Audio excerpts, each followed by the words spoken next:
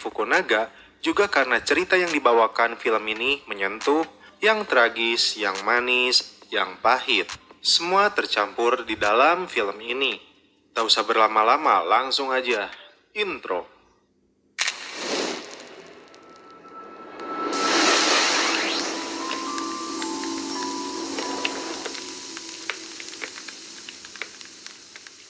Film berawal dari diperlihatkannya seorang gangster yang bernama El Casper.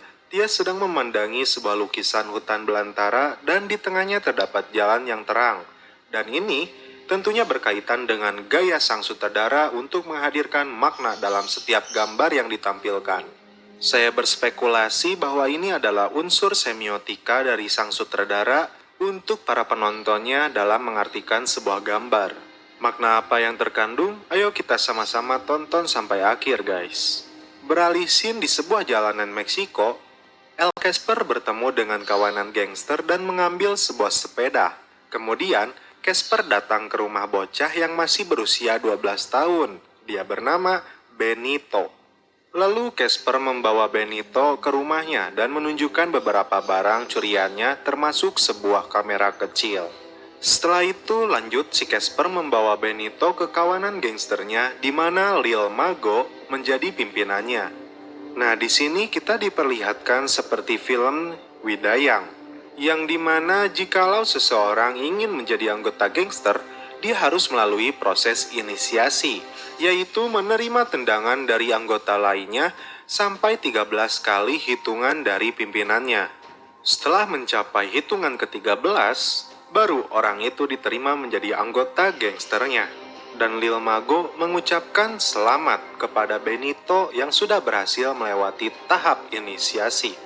Dan nama dari gangster ini yaitu Mara Salvatrucha. Scene berpindah ke seorang gadis yang bernama Saira. Dia diajak oleh pamannya dan ayahnya yang telah lama meninggalkannya untuk berpindah dari kota tersebut ke wilayah utara atau New Jersey untuk mencari kehidupan yang lebih baik. Kembali ke Casper dan Benito yang telah resmi menjadi anggota gangster. Mereka berdua sedang berada di sebuah tempat yang bernama La Bombilla. Tak lama setelah itu, Casper mendapati sebuah pesan dari pacarnya Martha. Isi dari pesan tersebut, "Kamu di mana? Saya menunggu." Setelah melihat isi pesan tersebut, Casper langsung membeli mini buket bunga dan langsung menyelinap masuk ke rumah Martha. Setibanya di kamar, Martha terlihat sedang tertidur. Namun tak lama ketika Casper berada di depannya, dia terbangun. Dan langsung saja dicabok, guys. Dan ternyata Martha sedang marah dan Casper merayunya dengan memberikan mini buket yang telah ia beli. Benito yang menunggu di luar, dia bete dan kepo. Dan langsung saja dia mengintip ke arah kamar Martha. Tak diduga, Casper dan Martha ternyata sedang melakukan adegan dolar kuning. Setelah mengintip, Benito pun tersenyum. Koplok anjir. Setelah mantap-mantap, Martha di sini mengungkapkan keinginannya untuk keluar dari wilayah ini. Setelah merasa puas di rumah Martha, kemudian Casper membawa Benito yang mendapat panggilan baru sebagai Smiley. Dia membawanya ke base camp geng mereka. Di base camp itu, Smiley diperkenalkan kepada beberapa anggota gangster lainnya. Ketika Smiley melihat senjata rakitan yang ada di sana, Lil Mago sambil menggendong bayinya, dia menghampiri mereka. Kemudian, Lil Mago mengajak Casper dan Smiley untuk mengunjungi mantan gangsternya yang sudah berkhianat, dan menyuruh Casper untuk mengeluarkan mantan anggota gengnya tersebut. Dan di sini Smiley mau tidak mau harus menunjukkan keberaniannya sebagai anggota geng baru.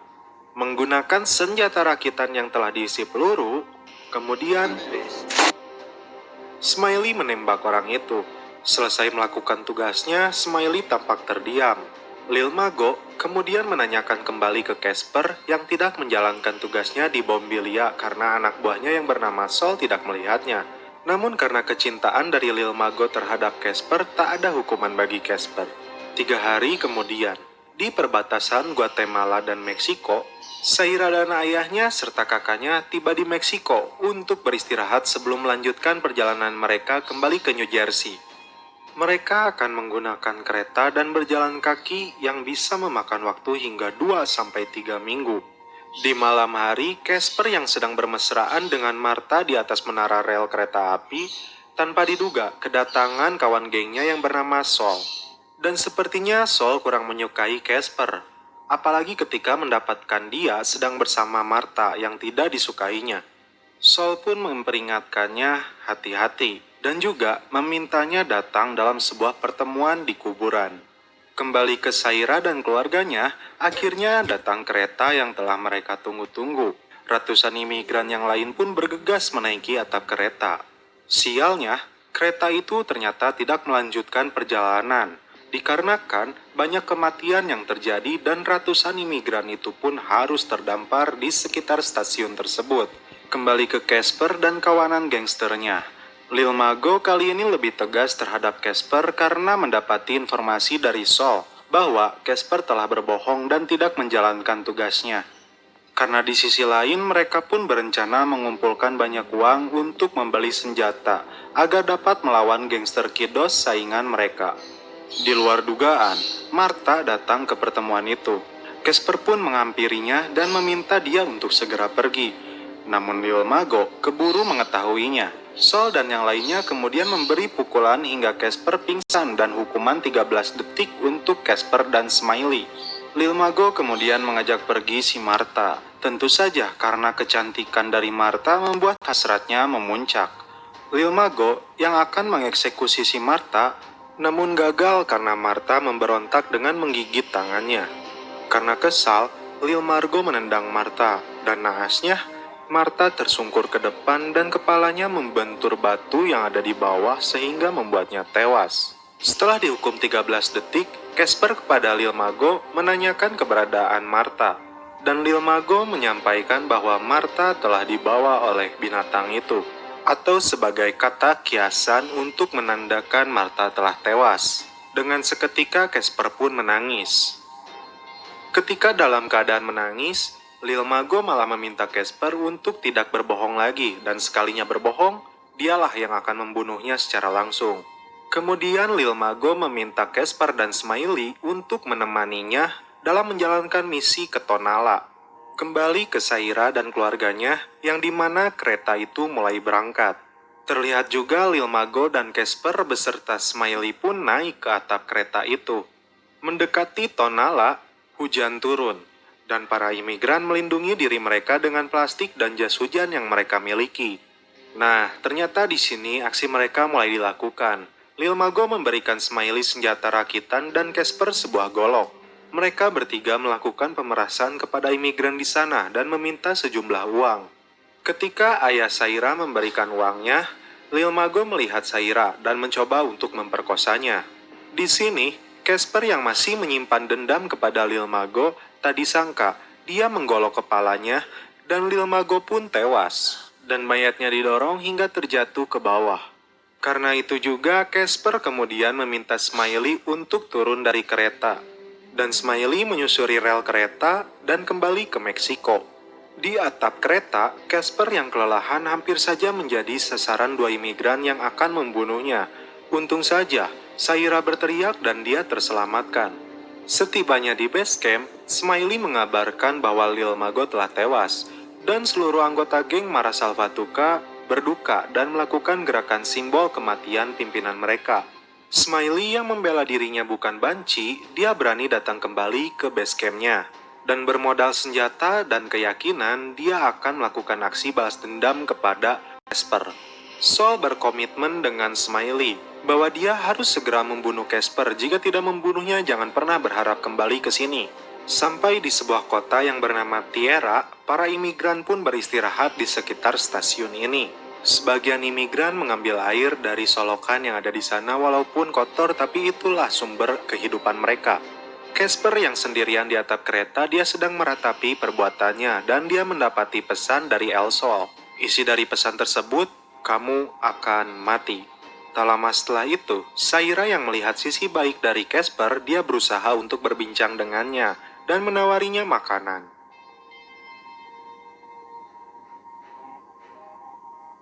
Sebelum Saira meninggalkan Casper, Casper memperkenalkan dirinya bahwa dirinya adalah Willy. Di tempat lain, Smiley bertemu dengan kawan seumurannya dan memperlihatkan pistol. Nah, mirip sama City of God yang sebelumnya saya ulas, guys. Di pemberhentian berikutnya, mereka semua turun termasuk Casper dari kereta tersebut. Di tempat ini, terjadi lagi pertemuan antara Casper dan Saira. Faktanya, Saira sangat memperdulikan Casper, namun di sisi lain, ayah dari Saira melarang Saira untuk dekat dengannya. Di tengah perjalanan, Smiley menemui gangster yang menguasai daerah tersebut. Dan mereka sudah tahu bahwa Lil Mago sudah tewas. Kembali lagi ke Casper dan Saira, di sini mereka berdua memperlihatkan benih-benih cinta di antara mereka sudah muncul. Mereka berdua berbagi kisah tentang pengalaman, perjalanan, dan kisah hidupnya. Tadi duga, Smiley dengan gangsternya sudah sampai di tempat tersebut. Namun mereka terlambat karena kereta yang ditumpangi oleh Casper dan Saira sudah berangkat. Akan tetapi mereka diberitahu keberadaan Casper oleh salah seorang di sana. Ketika mendekati pemberhentian selanjutnya, Casper memberitahu ke semua imigran yang menumpangi kereta tersebut untuk turun dan memutari stasiun itu. Karena di situ ada pemeriksaan terkait dengan imigrasi atau kepolisian. Naas bagi Casper, di sana anggota dari geng pendukung Smiley melihat dia dan langsung saja mengejarnya. Di samping itu, Smiley yang beserta bos dari gangster itu bertemu dengan gangster lain. Alhasil mereka pun dikejar oleh gangster lainnya.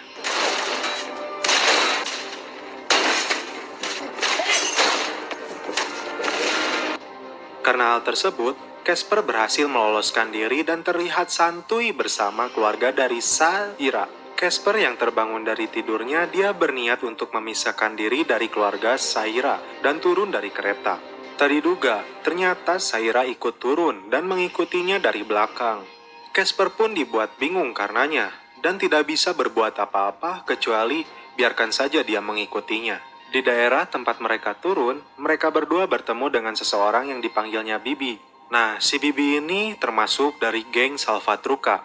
Dan Bibi itu memberikan informasi kepada Casper bahwa kemarin Sol telah meneleponku dan menanyakan keberadaan Casper. Karena kemarin Casper belum kesini, si Bibi itu menjawab apa adanya. Setelah si Bibi ini memberinya makan dan pakaian, dia mengantarkan mereka berdua ke sebuah tempat untuk pergi menuju ke perbatasan. Naik ke sebuah truk yang bermuatan mobil, mereka berdua bersembunyi di dalam mobil tersebut. Di sisi lain, keluarga Saira tetap naik kereta untuk melanjutkan perjalanannya dan memutuskan meninggalkan Saira. Namun takdir berkata lain, sampai di kota Reynosa, ketika imigrasi menemukan ayahnya yang hendak bersembunyi, dia terjatuh dari kereta dan dia tewas. Sol beserta seluruh anggota gangsternya, mereka bersiap untuk menangkap Casper di tempat pemberhentian truk bermuatan mobil tersebut. Namun ketika dicek ke dalam mobil yang ada di atasnya, mereka sudah tidak ada. Dan ternyata Casper dan Saira sudah turun di pertengahan jalan dan menghampiri penampungan imigrasi, dan di sana bertemu dengan imigran yang satu kereta dengan keluarganya. Ketika Saira menanyakan keluarganya ke bapak tersebut, bapak itu mengabarkan bahwa pamannya tertangkap dan dideportasi, sedangkan ayahnya tewas. Karena hal tersebut tentu saja Saira sangat terpukul. Tak lama Casper pun datang untuk menemani dan menenangkannya.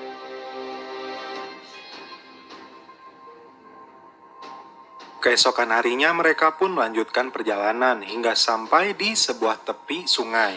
Dan di sini terdapat obrolan yang membuat Saira senang, bahwasannya Casper akan menemani Saira sampai menemukan keluarganya di New Jersey. Dan di sini Casper meminta seseorang di sana yang membantu untuk menyeberangkannya menggunakan sebuah ban mobil dan menyerahkan kamera untuk imbalannya. Di sisi lain terlihat Sol beserta anak buahnya, dia sedang berlarian untuk mengejar si Casper. Setelah Saira yang merosotkan bajunya, dia yang pertama menyeberang. Ketika Saira sudah mencapai tengah sungai, dia melihat di belakang Casper ada anak buah Sol yang sudah mendekatinya dan Casper pun berlari. Casper yang berusaha kabur dan sampai di pinggir sungai, dia dihadang oleh Smiley yang sudah berubah watak menjadi gangster sejati. Tanpa berpikir panjang, Smiley langsung menembak Casper. 3 kali tembakan ia lepaskan kepada Casper.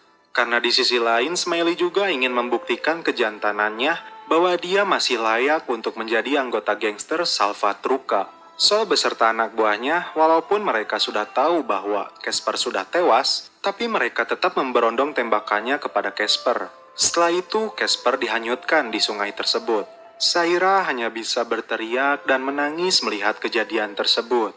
Di akhir cerita terlihat Smiley sedang ditato dua huruf di bibirnya, yaitu huruf M dan S, yang artinya Mara Salvatrucha. Dan juga Saira berhasil memasuki kawasan Amerika Serikat dan menelepon keluarga ayahnya di sana. Dan film pun berakhir. Oke, bagaimana guys alur cerita film dari Sin Nombre ini? Benar kan apa yang saya katakan di awal? Film ini mempunyai karakteristik film yang sama dengan City of God dan Widayang. Sebetulnya sih tahun rilis dari Sin Nombre dan Widayang duluan Sin Nombre. Namun,